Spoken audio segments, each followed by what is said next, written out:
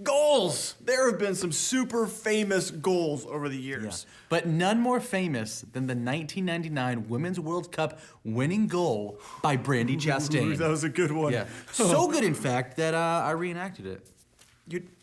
You reenacted it? Yeah. Wow, that's awesome. I took the film crew here. We went out to a soccer field, and we did the whole shebang. Wow. Yeah. Okay. You want to take a look? Yeah, please. Okay, Yeah. roll it. The USA could win the World Cup on this next kick. Chastain will take it. This one's for you, Brandi. Go!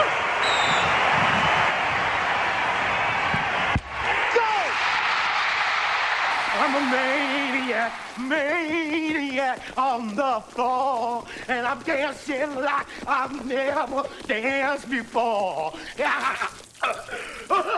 My goals! You okay? I'm sorry, I feel a little queasy. You want to watch the video again and make you feel better? That image is just, seared Yeah. on my brain. You're welcome. Some shows don't need a celebrity narrator to introduce the show, but this show does. 2 men, 8 kids, co-created by 2 different women, 13 multi-million-dollar businesses. Ladies and gentlemen, welcome to the Thrive Time Show. 3, 2, 1, here we go! Started from the bottom, now we here. Started from the bottom, and we'll show you how to get here. Started from the bottom, now we here. Started from the bottom, now we here. Started from the bottom, now we here. Yes, yes, yes, and yes. Thrive Nation, on today's show, we are joined with an incredible guest, Steve Currington. How in the heck are you? Oh, I'm amazing. How are you, Mr. Clay? Well, I'm excited because this is, I know this show will come out in probably March-ish, but this is the time of the year where a lot of people are setting goals. You know, this first quarter of the year, people are setting big goals. And you and I have been working together for how long now? Oh, man, since 2000, so it's 2020. 2020, and we've been working together since in December of 15. So this about 5 years. December will be 5 years. Okay, yeah. And so we have some really cool stuff to celebrate as we talk about goal setting. So we're going to make this very realistic, very doable. Jason, why do we always cite what we say? Why don't we just, speak in generalities? Why do we have real clients on our real show to talk about their real success? Because it's proof. Everything that we talk about, everything that we do isn't just this ethereal idea. We want to show that it works, so we give people proof that it works. Okay, so real-life goal setting with the mega multi-million-dollar mortgage banker, Steve Currington. Steve, yeah. Napoleon Hill once wrote, a goal is a dream with a deadline. Yeah. And today we're interviewing you, this successful mortgage banker. Let's talk about how much sales did you do last year? How much sales volume did you do? Because some of our people out there listening don't know, the mortgage industry. But basically, tell me if I'm wrong, you guys get like a 1% commission-ish, 1.5% commission-ish on the loans. Am I correct? Right. Yep. So if I do a $100,000 loan, you're making $1,500. Yep. And if I'm doing a $300,000 loan, you're making $4,500. Right. So talk to me. How much revenue did you do in mortgages this year? We did right at $20 million in loan volume. $20 million? Just out of the Tulsa branch. So for people out there that aren't really good with the whole math game, that's fine. We're going to do some math here for you. So this would be approximately, about $300,000 of income we could speculate that you were able to pay taxes on. Right. And so this year, we've got some big goals. Right, yep. Talk to me about this year. We were just talking that this year you want to go for, what's the total this year? What's the big goal? We're going to go for 50. I think we'll eclipse that, but we've $50 got million. Yeah, we've got some. So for about, and you know this, because we've been working together, but for the first, from 16 until pretty much the beginning of 19, much of my time was spent in we built 14 websites for TLC. We completely rebranded the entire company. Laid the foundation. We put everything in place from website forms to building the call center to you name it, we did. And then in beginning of 19, I just kind of refocused my efforts on back to what I'm really good at, which is originating loans. And just in 19, from 18 to 19, we increased by 66% in loan volume that we did in Tulsa, just in our Tulsa branch. So, but some of that work that we did was through, doing our Dream 100 and building relationships and taking some time to really target some top producing teams or people that are selling a lot of real estate. So let's talk about this for a second. Napoleon Hill, who is the guy behind Think and Grow Rich, he talks about how you have to emotionalize the goals. He says positive and negative emotions cannot occupy the mind at the same time. So, Jason, let's talk about that. You've had some great clients you've worked with this year who have a little doubt they show up with. Yeah. A little bit of doubt. Little bit of doubt. Why can't they bring a little bit of doubt and a little bit of faith to the same conversation? Because they're contradictory ideas. Like if you say you have faith in the system but you doubt it, you don't have faith in the system. So if you have faith in the system but you doubt it, you don't have faith in the system. So Currington over here, this is why people ask me all the time, why do you guys only take on 160 clients? Steve, can you speak to this, why I only take on 160 clients? Because you're a client, but I'm sure you figured it out at this point. Well, yeah, I think one is that becomes exclusive, that there's people that want to hire you that either because you don't want to hire them or for other reasons, you limit how many clients you'll take on, because if you just had an unlimited amount of depth to be able to take on anybody and everybody, it would essentially could create less value for you and your team. But you've got to emotionalize your goals. Let's talk about this, okay? So Napoleon Hill wrote, all thoughts which have been emotionalized and mixed with faith, a.k.a. expectancy, begin immediately to translate themselves into their physical equivalent. So when we talked about your business 5 years ago, it was a startup, am I correct? Correct. And you just did $20 million of revenue this year? Yeah. We did $20 million of loan volume. Just in Tulsa. But I mean, as a company, we grew from 18 to 19, we grew by 149%. Wow. So across TLC. What did you do as a company? I don't have the exact number because I don't really care how anymore much is what everybody else does. How much is it? Like what's the total? We're supposed to be pessimistic. Let's say when I started, we did as a company, we did about $60 million in volume. In 15, the year that right when I stopped. In 16, I think we increased that to about 90 million. And so it's gone up incrementally since then, but just from 18 to 19, we probably went from, I think we went from about 100 million to about 250 million.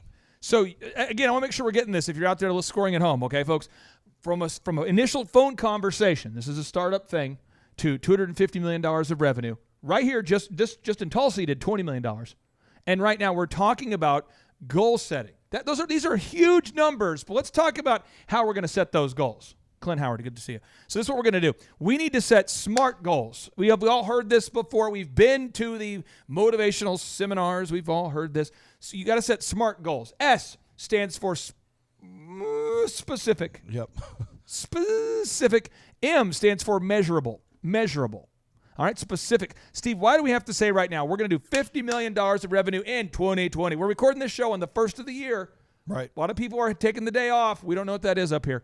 We turn our goals into reality. We do not lament about politics and religion while enjoying an exclusive thing called poverty-causing holidays. We keep it going. But specific, why do we have to be specific about the number?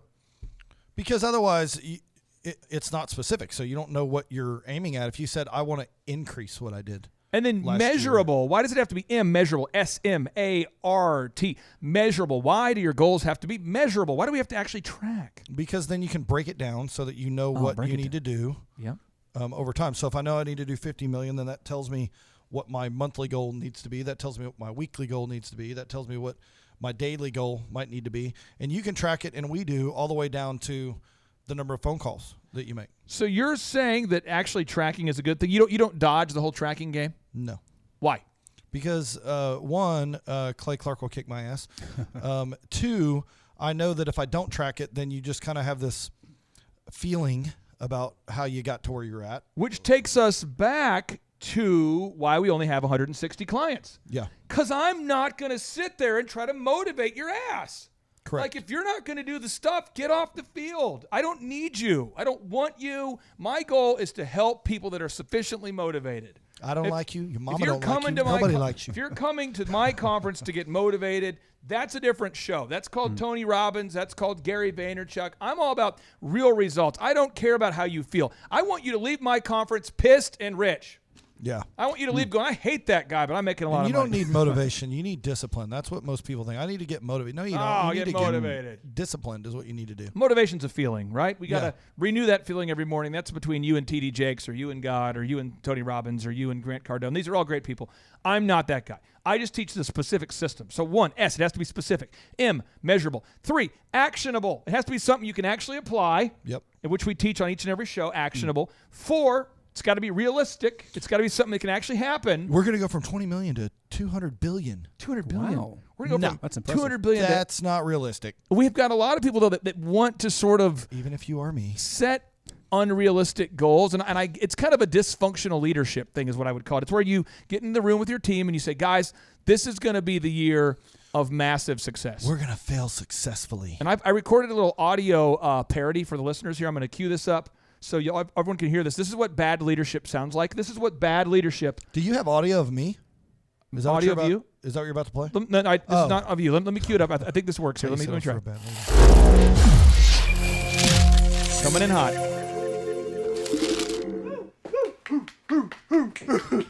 All right. Guys, I've been to the mountaintop, and I got something to say, all right? I'm unveiling the new long-term profit goal. Are you guys ready for this? Drum roll, please. This is going to blow your mind, okay?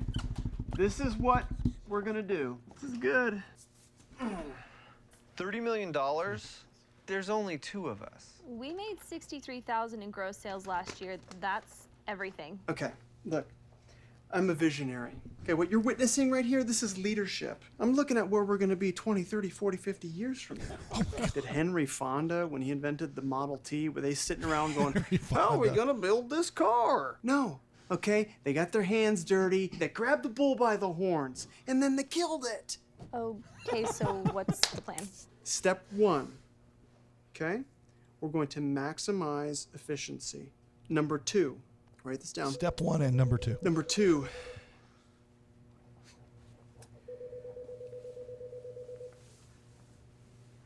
Step 3. Emulsification. Emulsification. Listen, you guys follow those steps, we're going to hit our goal by the winter of 2032. Okay, what an incredible Christmas that'll be.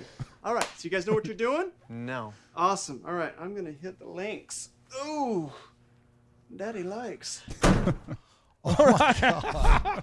I've had a lot of time on my hands. What is emulsification? It's actually evenly disperse a substance through a given surface area. Oh, wow. Has to do with hair. Yeah. Oh, my God. Anyway, all I'm saying is, so you've got to set specific, measurable, actionable, and realistic goals, and they have to be time sensitive. So, Jason, we have a Napoleon Hill quote, kind of a long form quote, but I'd like for you to read this to us with great alacrity, my friend. Go for it. A Carnegie or a Rockefeller or a James J. Hill or a Marshall Field accumulates a fortune through the application of the same principles available to all of us, but we envy them and their wealth without ever thinking of studying their philosophy and applying it ourselves. We look at a successful business in the hour of their triumph and wonder how they did it. But we overlook the importance of analyzing their methods, and we forget the price they had to pay in the careful and well-organized preparation that had to be made before they could reap the fruits of their efforts. So we're saying that most people out there look at somebody who's successful, and then they want to be successful, but they don't want to take the time to break down how they did it. Steve, can we give away all of our secrets real quick here? Because you and I, we know that even if you live in the Tulsa area, one, I'm not going to coach you because we're already working with you. Yep. Sorry, sucker. And how many people in Tulsa have tried to reach out? Every one of them. All of them have reached out to try to get us to work with them. We're not going to. You know what's great, too? Is every time they do, Clay calls me. Hey, I just want you to know.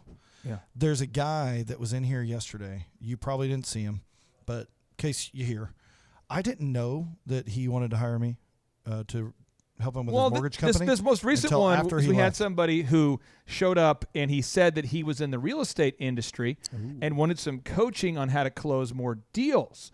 And he implied that he was a realtor. Sneaky. Thus, when we met, I said, "Are you a mortgage guy?" He goes, "Absolutely. I just wanted to get that meeting."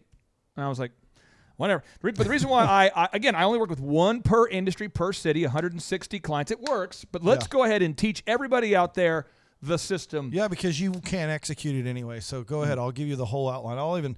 Hey, come by my office at 101st. I'll print it out and highlight it for you. Funny Steve Currington story. You did this, a true story. A few years back, you said, Clay, I would like for you to go ahead and work with my direct competitor because I just want to see the futility of their efforts. Right. You actually said that. Okay, he said that. I want them to be a client of yours. And I'm like, I don't know. I don't think they're in the business anymore. They literally got out of the mortgage But anyway, all I'm business. saying is that if you're out there listening, though, and you are a diligent doer, you can go to thrivetimeshow.com and apply to become a client. And through the application process, we will do a 13-point assessment. I will personally, Jason, why do I personally do the assessments? Well, one, you want to vet and make sure that it's somebody who's a diligent doer. You have a very good way of vetting people. Like Christina in Boston, your client. Mm-hmm. Super great lady. Awesome like lady. Kevin with MultiClean in Tulsa, great guy. Grinder. I mean, you have so many great clients. So what we're going to do now is we're going to teach everybody the system to grow a mortgage. By the way, there are hundreds of action items we're taking. Steve, there's hundreds of things we did, but I just want to walk you through how we're going to this year how we're going to get to that big goal of $50 million. Right. One, we created Dream 100. Yep. Jason, what's a Dream 100? Dream 100 is a list of people that will completely change your life by reaching out and doing business with them. Okay, so one, you create a Dream 100 list of people that you want to do business. Now, Steve, if you on your Dream 100 list, why do you want to put people that you're not currently working with but you want to work with? Because that would increase the amount of business that you're getting because you would then be getting business from someone that you're not currently getting business So from. I think 5 years ago you said, Clay, I want to work with the largest home builder in Oklahoma. Yep. And I believe that you diligently, faithfully, comedically, persistently, aggressively, perhaps annoyingly, passionately reached out to them every week, every week, every year, every week, every year, every week, every year, every day, every week for the year, every week for the month, every week for 5 years. Yep. And now Shaw Homes has been referring you deals. Right. And now you this year will probably this year it's realistic to say Shaw Homes based on the current sales and what's in the pipeline. And we're probably Shaw Homes, who when I first started working with them, per your referral, by the way. Yeah, exactly. That's how deep I got on the Dream 100. And Steve referred them to me. We've grown them from $37 million, and we just passed, I think, $80 million for 2019. Yep. And we're on board, though. We're on track to hit $100 million in sales in the year 2020. Yep. And you're going to get about 60% of those referrals based upon, because they refer you, but they can't you can't require a buyer to use you. Yeah, but they incentivize them, and it makes it easy. But they have 4 preferred lenders. But some people, are going, I already know a guy, I already have a mortgage relationship, my cousin's a banker, whatever. But if we conservatively say 60% of those referrals go to you, and they sell conservatively $85 million of houses. Yep. And then you factor into that another $10 million of production just off of word of mouth. Yep. And Past Google. clients, Google, yeah. You're definitely, we have a very good friend of ours who just recently, no brainer, reached out to you to get a mortgage for a mega house. That's pretty cool. Yep. Because you're the best. Yep. Now, how do we, Steve, why do you believe that our mutual friend reached out to you and decided to use you versus the other people? Because again, 5 years, there's a lot of other mortgage people that have been in and just kind of surviving for the last 5 years. Why would he, who could use anybody in town, why would he go to you? I think it's because I've built a relationship with him. I've done a couple deals for people in his family and have just gotten to know him. And I stay in touch with him, and I care about making sure that I have a relationship. And, 3 or 4 years ago, I didn't know that this person was going to call me in 3 or 4 years to buy a massive house, which will probably be the largest individual loan that I do in 2020. Sweet. But you just don't know, but you just stay in, you just work relationships and stay in touch with them. And what I found too is within Thrive, there's a lot of other business owners that think and act like I do and like you do, and they believe in the system that you teach. And so you have a lot of common ground with people like that. So when you meet people that are within the Thrive group, they think and act like you, and then they want to work with people that think like them and that work like them. So Proverbs 29:18 reads this. Proverbs 29:18 reads, Proverbs, by the way, a book in favor of action. Proverbs in favor of action. Where there is no vision, the people perish, but he that keepeth the law, happy is he. Now, I've been working on my own. It's not a Bible. That'd be sacrilegious. I can't add to the Bible. But this is Clay 29:18. Does that sound fair? Yeah, I just call it El-Bib. El-Bib. This. El-Bib. If you don't want deep It's just a spiritual backwards truths Bible. and you want a book strictly on making money, I eventually should do that. This is the Clay El-Bib. What's the Clay El-Bib? Don't worry about it. So only the smart people figure out that it's just Bible backwards. It's first. It's second Clay 29:18. You might say, well, what's second Clay 29:17? Doesn't matter. Yes, Clay. All right, here it is. Glory. All right. So I tell you what, this is from the book of Bob. Actually, this is from the second book of Bob 29:18. Okay, but here's the second Clay 29:18 reads, without a visum, your digital marketing presence will perish. So step one, homies out there, make that Dream 100 list and diligently follow up until they cry, buy, or die. All right? Yep. Step two, though, you got to get video reviews every week. Jason, why? Because you need actual proof of actual customers speaking about how amazing you are. Second, you got to get optimized images. So VI. V as in video reviews. I as in images optimized every week. Why do you want to get that on your map and your website? Because that's extra content. I mean, if you look at what the Colaws are doing, they take up, 8 of the 12 available spaces on page 1 of Google with having videos and If images. you search for Joplin Gyms, those guys are dominating. And Hey, then, Charles, if you're out there listening, I mean, how come you don't have 10 out of 12? Maybe you're just not as good as you thought. and then the S is more search engine content. Steve, why do we have to add new content? Why do we have to add at least 24 articles a month to your website? Because it's new, fresh content about the subjects that we're experts at. And then M, Jason, why do we have to get more reviews? Because if you stop or even if you get none, your competitor will surpass you. So here we go. You got the V, you got the I, you got the S, you got the M.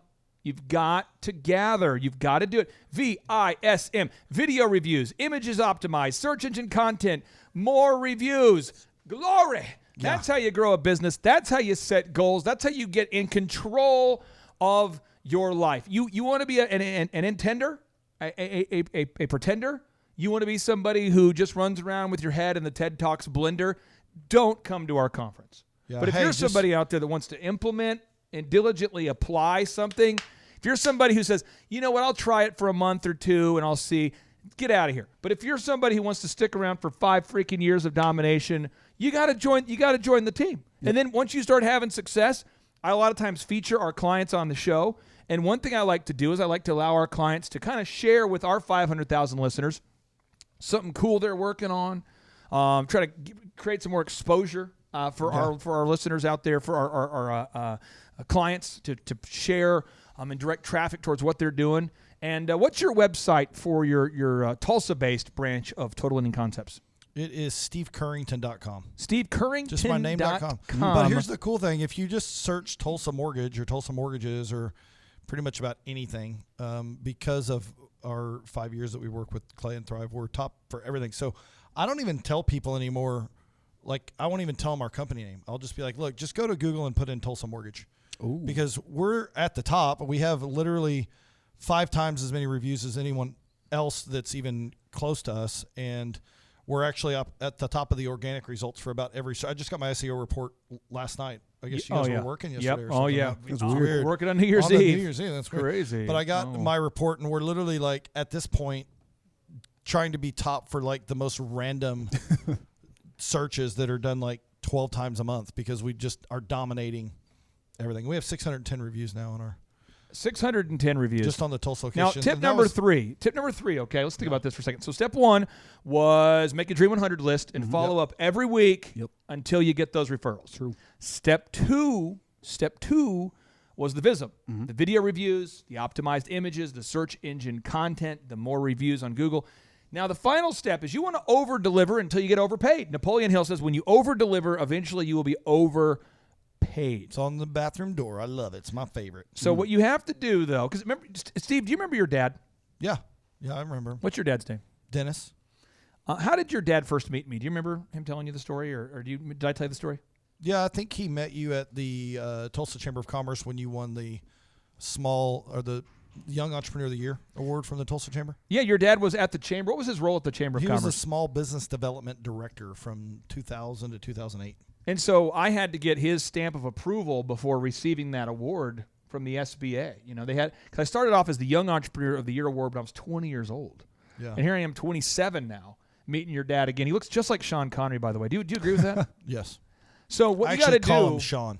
Wow. So what I want you to do right now is I want to read this quote to you, and then Jason, I would like for you to explain what this quote means to you. Okay. Got it. So Napoleon Hill, the best-selling self-help author of all time, reads. Let me read this verse to you, or let me read this quote to you. He says, "You can start right now where you stand and apply the habit of going the extra mile by rendering more service and better service than you are now being paid for." So again, you can start right now where you stand and apply the habit of going the extra mile by rendering more service and better service than you are now being paid for. Remember, I met your dad a long time before I met you, and if I had effed that up, and I say F, I mean it's like fooled around. Messed that up. If I had messed that up, then your dad would have probably said, avoid that guy. Right. And we would probably not be sitting here talking. He still said that. Jason, what does it mean what does the habit of rendering more service mean to you? What does that mean to you? Well, going back to over-delivering is you can do just the base of what your business is expected to do. Like if you're a landscaper, people can pay you $80 for you to mow their lawn, but if you're the guy who also shows up and does edge work and then branches and leaf removal, all for the same price, and you're not even asking for anything different, you're just solving a problem for somebody, eventually you're going to get more leads from that because you over-deliver. You're going to be able to offer more services. People are going to offer to pay you more.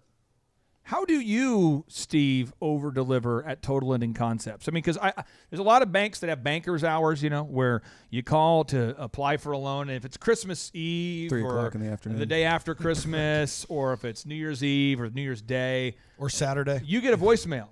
Yep. Talk to me about how you are different than a typical banker. Well, I love what I do, so I work constantly. I work 24/7. I work literally every day. I have not taken a day off I've traveled like in the last few months, but I didn't take a day off when I traveled. I still worked like remotely like I do a lot of times. But yeah, we don't work banker's hours. That's the biggest thing there it is. for us. We just don't work banker's hours. You don't work banker's hours. Most people are, when you've done the Shaw Homes group interview, right? Yep. So what do you tell people? Is like if you're going to sell a house and you work for Shaw and you don't want to work nights or weekends, then you're going to fail, because most people work during the week. And the time that they're deciding to buy a house is in the evenings or on the weekends. Yep. Right. Well, it's the same time that people are like, when they're trying to buy a house, is they're doing what? They're getting referred to a lender to get pre-approved so they can see what they can buy. And there's many lenders that just aren't available. So like I got one out of the Oklahoma City group. She texts their preferred lender at the time in that area on Saturday at like 3 p.m. And then he didn't respond. So she messaged me. I got right back to her. She told me Monday that she got a text back from him on Sunday night at 7 p.m. that said, hey, get a hold of me Monday and I'll help you. And so because of that, I got a $350,000 purchase that someone's So you just made, $4,000. Yeah, because I answered the phone because I was available whenever the client is ready to do it. Because some guys just think, well, here's my hours and I work 8 to 5 and, come into my branch and then you can get your mortgage. But that's how we're different. So what I want to make sure we're getting out of this, folks, is we're trying to teach you specific goal setting moves. But then once you've set the goal, you've got to activate. We've got to get beyond this idea of having yet another meeting about another meeting about a meeting about the strategy. We've got to start to take some action. Yep. And Steve, you had a vision about a year and a half ago, 2 years ago, to start a YouTube channel. Yep. Called what? Lambros. Lambros, Lambros. Is that right? Yeah, it's my bros that drive Lambos. And I'm not saying that I'm going to go out there, so I'm going to say I do not endorse the channel. I'm going to come out there and say I don't endorse it. Let me tell you why you're going to love it or not love it. Steve drives around a Lamborghini very, very fast, like at a speed that could kill a man. What's the fastest you've driven in that Lamborghini? Today? Ever. Well, it says it'll go 201. So I had to test that. So you've driven 201 miles an hour in your Lamborghini. Well, 203, but who's counting? Today though, I only got it up to 185, but that was just right before 9 a.m. So let's make sure we get this. You set a goal. You said, I want to buy a Lamborghini, and you've done it. Yep. But you also like to drive 200 miles an hour, and you have a YouTube channel essentially about that. Yeah. And I remember one time in our meeting, I said, hey, I just want you to know, you might die as a result of this. And you told me, do you remember what you told me? No, I probably said, good, I'll be dying doing what I love. That's what you said. Yeah. That's what he said. So I don't endorse the channel. I'm just saying, if you want to check it out. Someone crashes in their Lambo and dies, and everybody's like, oh, my God, that's so tragic and sad. And I'm like, I bet I had a freaking smile on my face, like right when I hit the wall or whatever. You're like 206. Got a ton of insurance, but okay. today I was running next to this Dodge Viper. He has a V10. I have a V10. And I was like, bring it, buddy. But he had to shut it down at 180. Okay, so if you're out there today and you're interested in vicariously driving fast through Steve Currington, check out the Lambros YouTube channel. And guys, we like to end each and every show with a boom, but these mics are super hot on this 1st of January 2020 when we are recording the show. So we'll just kind of back that thing up like Juvenile when bringing it home here. Okay, ready to go. You like that back that thing up reference? That was a great reference. You're a big, fine woman. Won't you back that thing Why don't we up? do this? I think we can do it this way. I think Girl, we can do, who is you playing with? I think we can do this. I think we can do it. I think we can do back that thing up. The edited version. So let's do that. Watch this. Watch this. I'm gonna. Oh, this guy's a juvenile. So we do this. Here we go. I see what you did there. And then we'll end with a 3, 2, 1. Oh, yeah. Are you You ready? gotta crank that up, Clay. Come on now. Well, it's already coming in so hot. I don't get it. It's like super loud. It's weird. Here we go. Feel the music. Here we go. 3, 2, 1. Boom! Pull it through the paint, wiggling it. See? Wiggle it. Start with just touching the canvas. Use just the corner of the brush, just the corner, and begin pushing, making the bristles bend slightly downward. See there? Look at that. Isn't that a nice little tree? And he lives right here in this brush. All you have to do is sort of push him out.